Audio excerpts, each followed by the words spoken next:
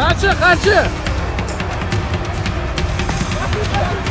Kaçın geliyor. Geliyor. दोस्तों सुबह सवेरे तेल अवीव को बड़ा झटका लगा। एक बड़ा जोरदार धमाका हुआ, लोगों की मौत हुई। कहां धमाका हुआ ये आपको दिखाने जा रहा हूं, किसने किया, कौन है इसके पीछे, क्योंकि पूरी तरह से इजराइल इस धमाके के बाद हिल गया है। यही नहीं, आज आपको खबर दिखाऊंगा, ईरान ने करारा झटका दे दिया, इजराइल को नहीं अमेरिका को। उसके 5 जो जहाज है वो गायब हो गए। वो कहां चले गए, बाद में जांच पता लगी तो ईरान की इसमें संलिप्तता सामने आई है। तो वहीं आपको दिखाऊंगा कि कई और देश हैं जो इजराइल के खिलाफ खड़े हुए और उन्होंने फिलिस्तीन को देश की मान्यता देने के साथ साथ यूएन के अधिकारियों ने कह दिया कि अब वो ज्यादा दिन यूएन के साथ काम नहीं कर पाएंगे, इस्तीफा देने जा रहा है। जी हां, यूएन में सामूहिक इस्तीफा हो रहा है और वजह है इजराइल। इसी के साथ साथ रूस की भी खबर है। रूस और यूक्रेन के बीच जो संघर्ष चल रहा है उसमें एक बहुत बड़ा हमला हुआ है। नमस्कार, मैं हूं प्रज्वल गौतम और आप देख रहे हैं the live TV. The live TV, सच सबसे आगे। शुरुआत इस खबर के साथ, 1 killed, 5 buses catch fire as explosions rock parking lot in Bat Yam, तेल अवीव। तेल अवीव में एक व्यक्ति की मौत हुई है। 5 जो गाड़ियां हैं, बस हैं, उनमें भीषण आग लग गई। देखते ही देखते ये आग इतनी बढ़ती चली गई कि एक बस से दूसरी और दूसरी से तीसरी, तीसरी से चौथी बस तक जलती चली गई। इसमें लिखा हुआ है, अभी तो तस्वीरें आएंगी, वो हम और हमारा चैनल आपको लगातार दिखाएगा, लेकिन फिलहाल अभी एक जो फौरी तौर पर खबर निकली है वो ये कि 5 बसों में अचानक से आग लगी। जो बैटयम इलाका है वहां पर एक पार्किंग लॉट में खड़ी हुई थी, अचानक से आग लगती है और इसमें एक व्यक्ति के मारे जाने की भी खबर है। अब आइए अगली खबर। ईरान स्पेक्टेटर का एक दावा है, ब्रेकिंग है, Iran smuggles 5 Boeing 777 out of Cambodia. दरअसल इससे मैं बताता हूं क्या इसमें दावा किया जा रहा है। ये दावा अपने आप में बड़ा दिलचस्प और रोचक नजर आता है। ईरान ने चुपचाप कंबोडिया से 5 बोइंग 777 विमान चोरी छिपे निकाल लिए। ये विमान उड़ान के दौरान अफगानिस्तान के ऊपर अचानक रडार से गायब हो गए थे और जब ये गायब हुए तो किसी को इसकी जानकारी नहीं थी। इसकी जांच पड़ताल लगातार चल रही थी, कहां चले गए इसके 5 जहाज। इन सब के बीच दरअसल इन विमानों के जो ट्रांसपोर्टर है, जो लोकेशन दिखाते हैं, वो बीच उड़ान में बंद कर दिए गए थे, जिससे रडार पर दिखना बंद हो गए थे। दरअसल एक पूरा प्रोसीजर होता है, सबको पता होगा। अचानक से ये ट्रांसपोर्टर जैसे ही बंद हुए, रडार पर दिखना बंद। अब हड़कंप मच गया था कि एक के बाद एक उनके 5 जहाज कहां गायब हो गए। जब दुनिया का ध्यान कहीं और था तब ईरान ने बड़ी चालाकी से ये विमान इधर उधर कर दिए और अब ये ईरान के पास है, ऐसा दावा किया जा रहा है कि ईरान के पास है। अब ये एक बड़ा झटका खास तौर पर अमेरिका के लिए होगा। अमेरिका का बोइंग इन दिनों वैसे भी चर्चा में चल रहा है। अभी थोड़ी देर पहले की स्टोरी में मैंने आपको दिखाया भी, बोइंग का वो जहाज जो धू धू करके जल उठा। हमारे यहाँ देश में भी देखिए, अहमदाबाद से लंदन जा रहा था जो बोइंग का, वो किस तरह से हादसे का शिकार हुआ। अब इन सब के बीच 5 बोइंग जहाज 777 किसके पास है? ईरान के पास, ऐसा दावा है। वहीं एक दावा इजराइल ने भी कर दिया। इजराइल का दावा है कि उसने युद्ध के दौरान 50% ईरान की बैलिस्टिक मिसाइल और तकरीबन 80% उसके लॉन्चर्स खत्म कर दिए, नष्ट कर दिए।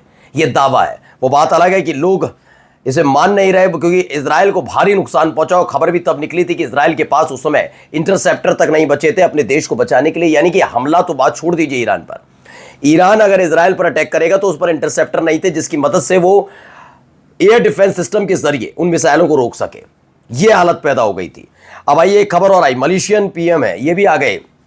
इन्होंने कहा, we will not recognize any normalization with Israel, the silence of the Muslim regime is shameful, Gaza is being slaughtered and they dine with the killers. ये मलेशिया की नाराजगी निकलकर सामने आई। उन्होंने कहा, हम किसी भी तरह के इजराइल के साथ नॉर्मलाइज यानी सामान्य रिश्तों को नहीं रख पाएंगे। हम किसी भी तरह का रिश्ता उसके साथ रखने के लिए तैयार नहीं है। यही नहीं, उन्होंने मुस्लिम देशों को फटकार और लताड़ भी लगाई। उन्होंने कहा, यह बहुत शर्मिंदा कर देने वाली बात है, चुल्लू भर पानी में डूबने मरने वाली बात है कि आप सोचिए कि वहां एक तो एक के बाद एक गजा में स्लॉटर्ड यानी कि नरसंहार किया जा रहा है इजराइल की तरफ से, और उन्हीं किलर्स यानी इजराइल के साथ बैठकर मुस्लिम परस्त देशों के शीर्ष नेतृत्व खाना खा रहे हैं, मजे ले रहे हैं। ये मलेशिया की तरफ से नाराजगी। लेकिन खबर असली क्या है? खबर यह है कि यूएन में होने जा रहे हैं ताबड़तोड़ इस्तीफे। हाल ही में आपको याद होगा कि ईरान की तरफ से एक बड़ा आरोप लगाया गया था आईएईए पर, जो ऊर्जा एजेंसी है, अंतर्राष्ट्रीय ऊर्जा एजेंसी।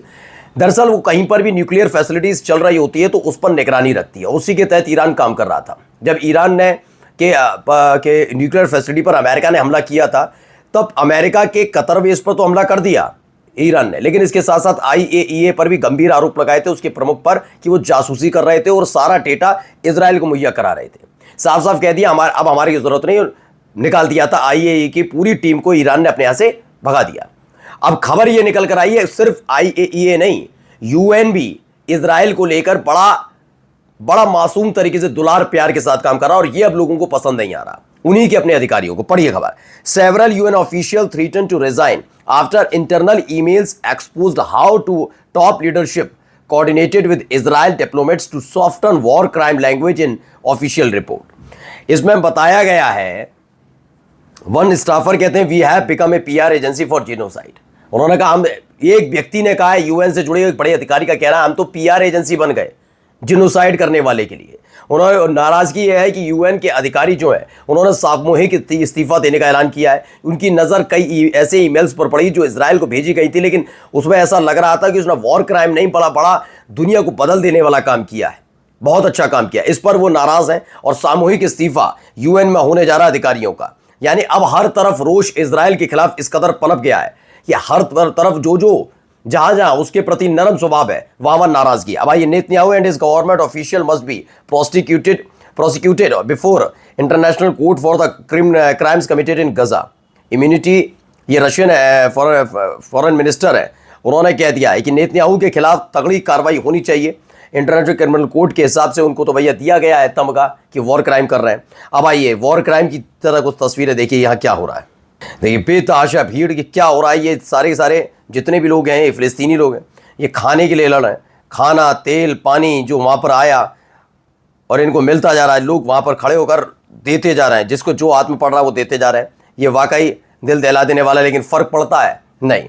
अब देखिए, ये एक तस्वीर और खबर निकल कर आई। On Saturday Gaza's government media office issued a stark warning. क्या 1 लाख ऐसे बच्चे हैं जो अंडर द एज ऑफ 2 यानी 2 साल से छोटे, इंक्लूडिंग 40,000 मासूम जो अभी नवजात हैं, वो are facing imminent death within days. बताया जा रहा है वो पैदा होते ही उनकी मौत हो रही है। उनकी हालत इतनी खराब है कि खाना समय पर नहीं मिल पा रहा, दवाइयाँ समय पर नहीं मिल पा रही, जो तमाम चीज़ें होती हैं वो लोगों को मुहैया नहीं हो पा रही। और ये इस नरसंहार नहीं तो क्या कहलाया जाएगा। अब एक खबर बताई गई है, जो खाना पहुँचा रहे हैं उनके साथ क्या किया जा रहा है, देखिए।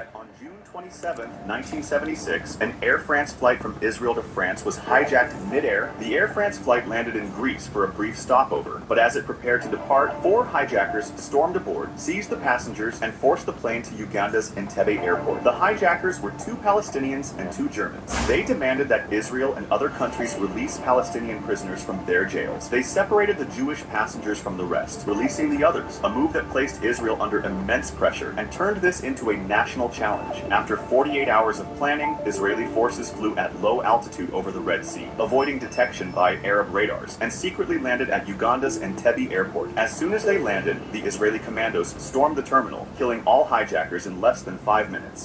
अब देखिए, ये सब चीज़ें बताई जा रही, उगांडा में इसको दिया। अब ये बताया जा रहा है, फिर से वही कहानियाँ, किस्से कहानियाँ सुनाए जा रही हैं कि कैसे मोसाद ने और उन्होंने काम करके दिखाया था। Who hijacked the Israeli civilian plane, uncovering the truth, ये तमाम चीज़ें। खैर, फिलिस्तीनियों का नाम लेकर अब आइए, चलिए पहले आपको रशिया लेकर चलते हैं। ये रूस से निकली हुई तस्वीरें पहले मैं बता रहा हूँ क्या हो रहा है। ये देखिए, ये देखिए, जोरदार धमाका रूस में, या धमाका हुआ है। एक और वीडियो देखिए इससे जुड़ी, एक के बाद एक ऐसे UAV उड़ते हुए दिखाई दिए, यानी ड्रोन। और देखिए, ड्रोन अटैक।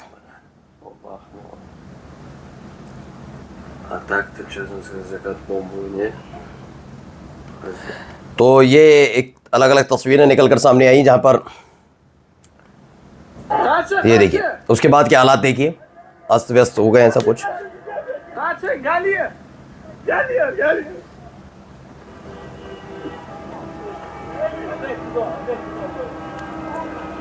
एक और ड्रोन नजर आया, ये देखिए।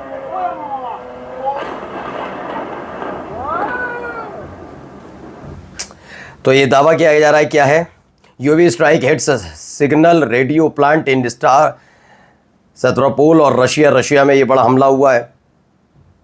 रूस में ये हमला किया गया, उसके बाद की तस्वीरें। अब आइए एक और तस्वीर आपको दिखाता हूँ, यहाँ पर उसी से जुड़ी हुई कई और।